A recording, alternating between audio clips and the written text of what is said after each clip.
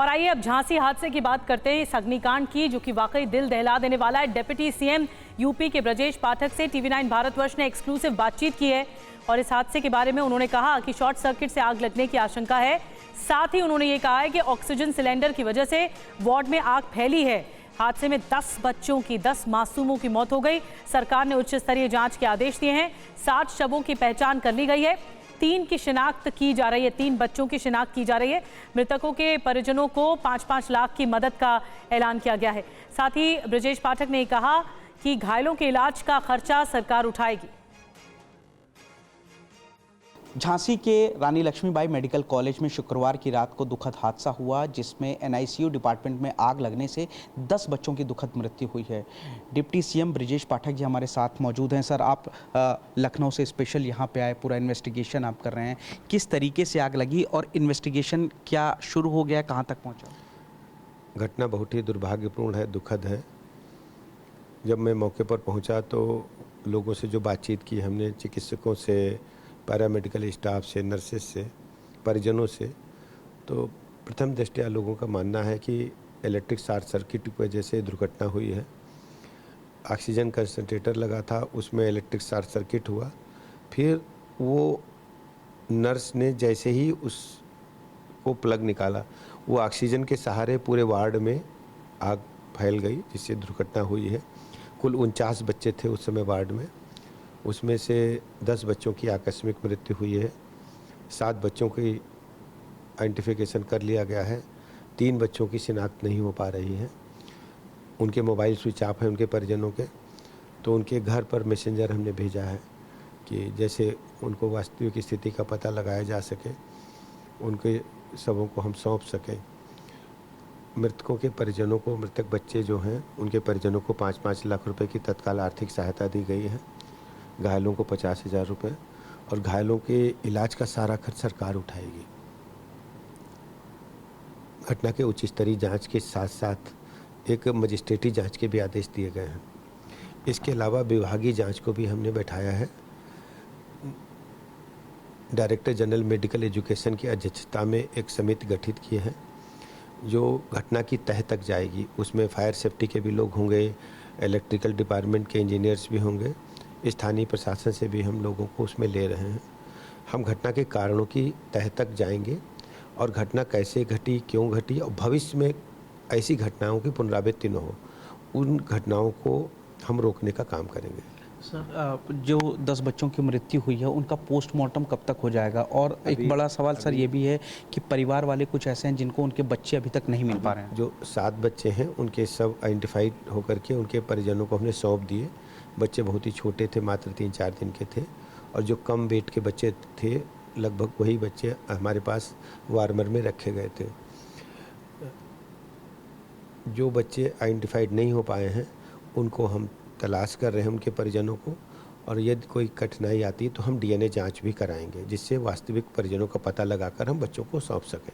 Sir, 6 से 7 परिवार ऐसे भी हैं अभी जो इमरजेंसी के बाहर हैं, उनका कहना है कि उनके बच्चे उसमें मौजूद थे और अभी तक उनको मिल नहीं पाए हैं। हम पूरी अभी हमने एक टोल फ्री नंबर भी जारी किया है, कंट्रोल रूम भी बनाया है, मैं स्वयं मौके पर हूँ। हम बच्चों को तलाश करके उन तक पहुँचेंगे और परिजनों को सौंपेंगे। सर, मेरा एक अहम सवाल ये है कि फायर सेफ्टी की अगर बात की जाए तो क्या आप लोगों को ये जानकारी मिली कि कब इसका ऑडिट किया गया था, क्या कभी कोई मॉक ड्रिल की गई और क्या एक फायर एक्सटिंग्विशर का इस्तेमाल हुआ? हाँ, फरवरी माह में हमने इसका फायर सेफ्टी ऑडिट कराया था। उसमें जो भी कमियां इंगित की गई थी फायर सेफ्टी डिपार्टमेंट से, उसको हमने पूरा किया था।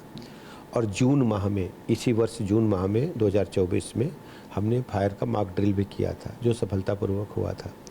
ये दुर्घटना है प्रथम दृष्टया, और घटना के कारणों की तह तक हम जाने के लिए कमेटी का गठन किया है। जाहिर तौर पर डिप्टी सीएम खुद यहाँ पर मौजूद हैं और उनका कहना है कि प्रथम दृष्टया जो जांच हो रही है उसमें यही लग रहा है कि ये दुर्घटना है और जो भी कारण होंगे उसके तह तक जाने की कोशिश की जाएगी। फिलहाल मृतकों को मुआवजे का ऐलान कर दिया गया है और पूरे जो घायल हुए हैं उनका पूरा खर्चा सरकार उठा रही है। कैमरामैन विजय प्रसाद ममगेन के साथ पुनीत शर्मा, टीवी9 भारतवर्ष, झांसी। और झांसी के मेडिकल कॉलेज में 10 नवजात बच्चों की दर्दनाक मौत से पूरा देश इस वक्त सख्ते में है। झकझोर दी है इस घटना की वजह से पूरे देश में इस वक्त हैरान करने वाली ये तस्वीर सामने आई, जिसे लेकर यूपी के स्वास्थ्य मंत्री ब्रजेश पाठक देर रात से ही झांसी में कैंप कर रहे हैं। 3 तरह की जांच के आदेश दे दिए गए हैं, मुआवजे का ऐलान भी कर दिया गया है। हालांकि परिजनों में काफ़ी नाराजगी है, काफ़ी रोष है। उनकी मांग ये है कि अब तक बच्चों के शव उन्हें नहीं सौंपे गए हैं और इस बीच अस्पताल प्रशासन की लापरवाही भी सामने आ गई है। तो झांसी में हुए हादसे पर मासूमों के परिजन इस वक्त गुस्से में हैं। ग्राउंड जीरो पर इस वक्त क्या हालात हैं, किस तरह से मातम पसरा हुआ है, शुभम गुप्ता की एक रिपोर्ट दिखाते हैं। झांसी के मेडिकल कॉलेज में हुई घटना से परिजन अब काफ़ी आक्रोशित हैं। तस्वीरें आपको इस झांसी मेडिकल कॉलेज की दिखा रहे हैं, जहां पर परिजन मांग कर रहे हैं कि कम से कम उन्हें उनके बच्चों से मिलवाया जाए। उनसे बातचीत भी करते हैं। क्या नाम है आपका? सर मुकेश।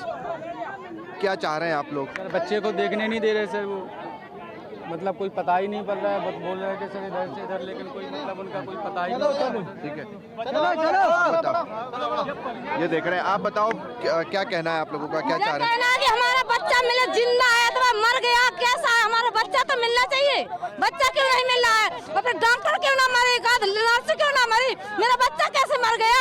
डॉक्टर साहब कैसे यहाँ के डॉक्टर बचाया नहीं, बचा रहे हैं डॉक्टर कि मर गया तो मर गया, हम क्या करें?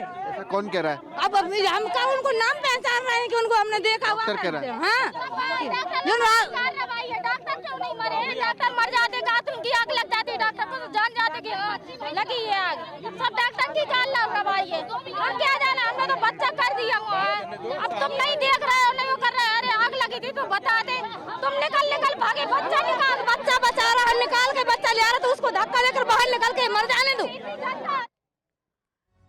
तो लोगों में भारी कंफ्यूजन है, ये ऊहापोह की स्थिति है। आपने देखा लोगों में अभी तक कंफ्यूजन बना हुआ है। शुभम गुप्ता हमारे साथ और ज़्यादा जानकारी के साथ जुड़ गए हैं। शुभम, जिन बच्चों को सेफ वार्ड में शिफ्ट किया गया था, उन बच्चों के बारे में क्या परिजनों को जानकारी नहीं दी गई है अब तक?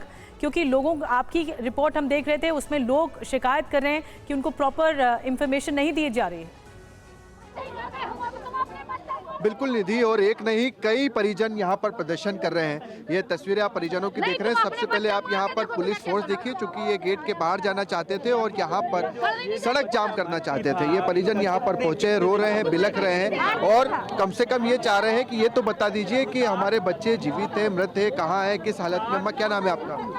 हम 5 बजे की आग लगी तो कोई मालूम नहीं है। 5 बजे से हम और रहते 4 नंबर पे, 4 नंबर पर से आए, जब ताए लगे थे पूरे, फिर तार से टोरे जब बच्चा निकाले। और भी यहाँ पर कुछ माएँ हैं, उनसे हम बातचीत करते हैं। कुछ पता चला आपके बच्चों के बारे में जानकारी? आग लगी थी जब से, बच्चे के पता नहीं चला, कोई जानकारी नहीं मिली अभी तक? नहीं मिली अभी। आप बताएं। जब से डॉक्टर साहब भर्ती हुआ बच्चा 12 तारीख से यहाँ आ गए, जब से आज तक तो बच्चा दिखाया भी नहीं। यहाँ के डॉक्टरों ने इलाज चल रहा है, इलाज चल रहा है। आप बताएं, आपका क्या नाम है? संजना नाम है हमारा बच्चा है, इसके संग में है। कोई पता नहीं है हमारे बच्चा का, न मिला है, न डॉक्टर बता रहे हैं, न कोई नहीं बता रहा है। इनकी बड़ी माँ है, हम उनकी बहन है। रात के मेरे भाई ने बचाया बच्चे। ऐसे कब तक पूछते रहोगे आप? ऐसे कब तक पूछते रहोगे? हमारा बच्चा दो, हमें नहीं चाहिए, हटाओ। सरकार कह रही है कि 50,000 रुपए घायलों को, 5 लाख रुपए। हमें कोई पैसा नहीं लेना है, बेच के आए यहाँ इलाज कराने। शुभम, हम सुन सकते हैं लोगों की ये पीड़ा। बिल्कुल शुभम, हम सुन सकते हैं लोगों की ये पीड़ा। लोग रो रहे हैं, बिलख रहे हैं और आक्रोशित हैं, गुस्से में हैं। उन्हें सही जानकारी नहीं मिल पा रही है। पुनीत भी हमारे साथ जुड़ गए हैं, वार्ड के बाहर से हैं, जहां पर बच्चों को शिफ्ट किया गया, सेफ जोन में पहुंचाया गया बाकी बच्चों को जब ये हादसा हो गया। पुनीत, मैं आपसे जानना चाहूँगी कि वहाँ प्रशासन क्या कह रहा है, क्योंकि लोगों के बीच में जानकारी का बहुत अभाव है। उन्हें सही सपाट जानकारी नहीं मिल पा रही अपने बच्चों के बारे में और काफ़ी देर से इंतज़ार कर रहे हैं वो।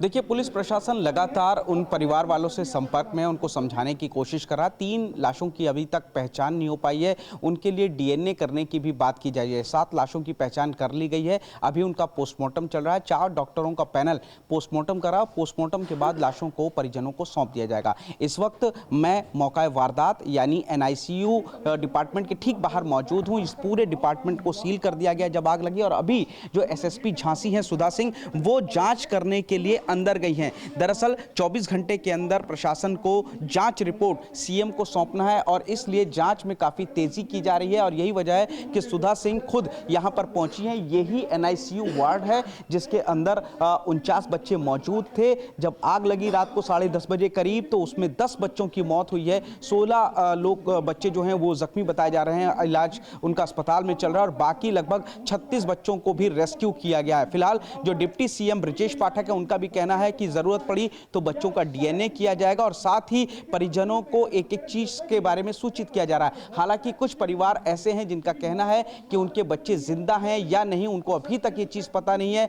3 जो बच्चे हैं वो काफी ज्यादा जल गए थे, उनकी पहचान करना मुश्किल है।